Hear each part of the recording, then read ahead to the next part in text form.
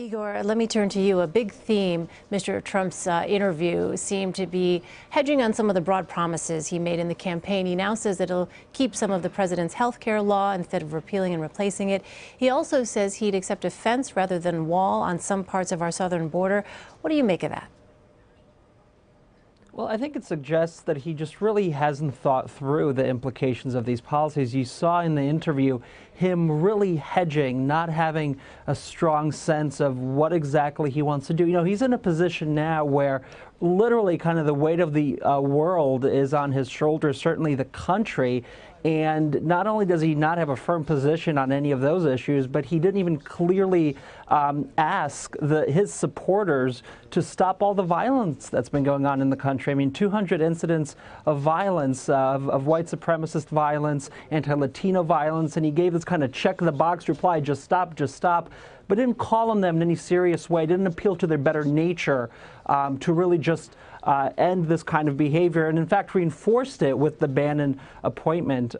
So, you know, I think it's all very disappointing. Leslie, at the same time, you and I both traveled to the U.S.-Mexico border and spoke with Latinos for Trump for our CBSN documentary, and you remember what they said, that the border wall discussion to them was just a point of negotiation, that it wasn't something they necessarily believed he was serious about doing, and so they were willing to forgive and overlook some of the harsh rhetoric that they'd been hearing because they felt in the end he would have been the candidate. He was the person who could actually have a change happen under his administration.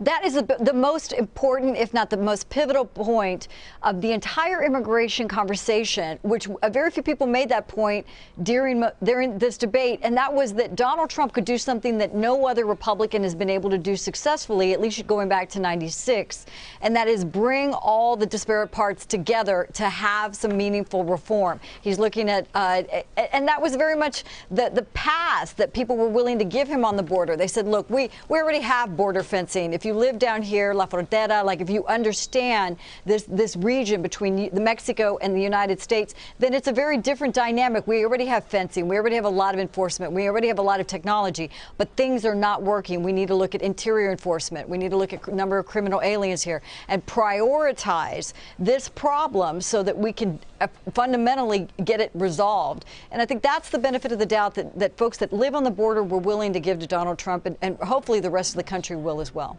John, let me ask you about this notion of making campaign promises and then appearing to sort of back off some of them. I was just looking at a list of some of the things that President Obama promised when he was campaigning: closing Guantanamo Bay, providing a path to citizenship for undocumented immigrants. Those things have not happened under his administration. What do you make of what it is that we heard from President-elect Trump about some of these campaign promises?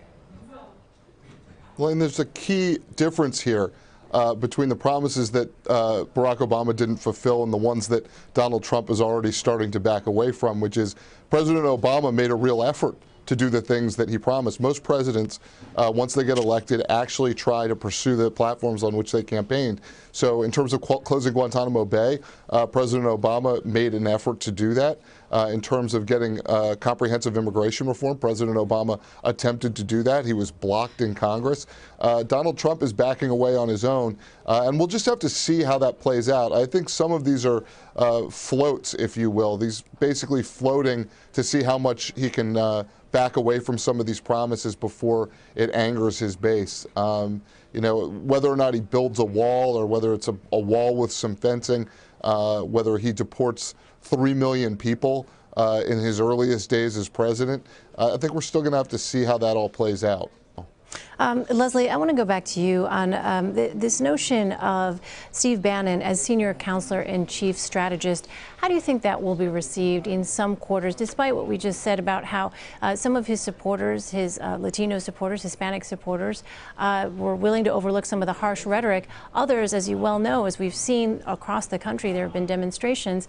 Other people who have opposed Donald Trump from the beginning are alarmed to see Steve Bannon in the White House. What would you, what does that say? What kind of message does that send, having Steve Bannon in that position? You know, I really want to take this back. These were exactly the same types of criticisms people said about Karl Rove when George W. Bush was putting the chief strategist in the White House. It was going to manipulate the whole process. It was going to be to the detriment of the president.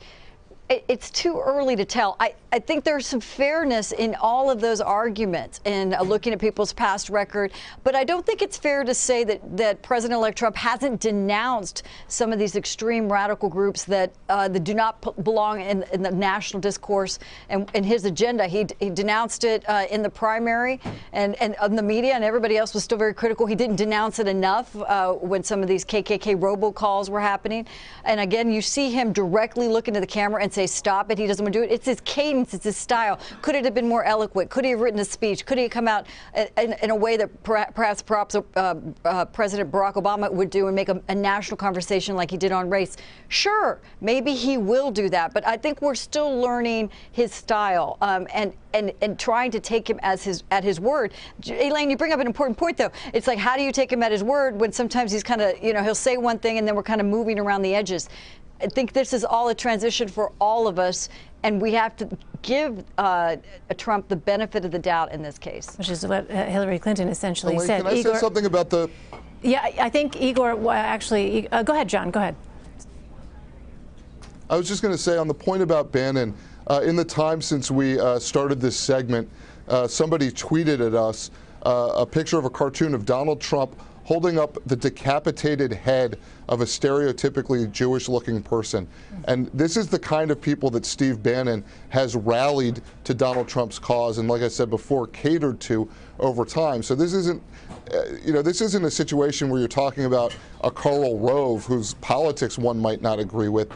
You're talking about somebody who is a leader of the white nationalist movement in this country moving into the White House. People call it the alt-right.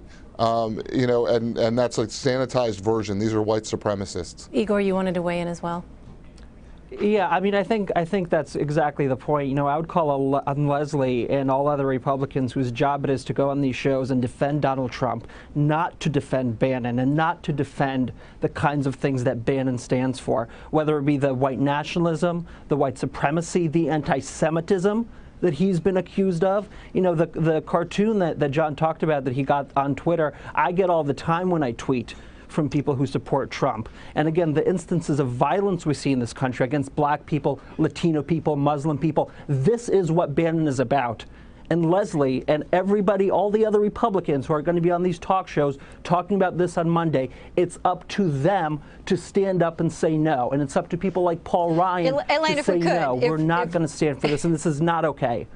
If we could, I think that's completely unfair observation to me or any other Republican or anyone else. He's not a white nationalist? No, I'm sorry, he's an admitted white nationalist. I am so far from defending that. That's not what we're talking about. We're talking about where President-elect Trump is going to move. And I think if you watch a lot of CBSN, you'll find out that we're extremely objective and we kind of, call balls and strikes both ways. What we're saying right now is that it's a time for the country to come together and give the benefit of the doubt to see what he does, see how this shapes out. And those are very fair conversation points, but no one here is defending Bannon and his ideas. We have no idea, but we're trying to take President-elect Trump at his word, what he says about this violence, what he said about these tweets, what he said about those robocalls, and that's where we're trying to go, I think, in a healthy conversation that moves it forward. But it remains to be seen. I think that's why I'm saying there's fair points on both sides.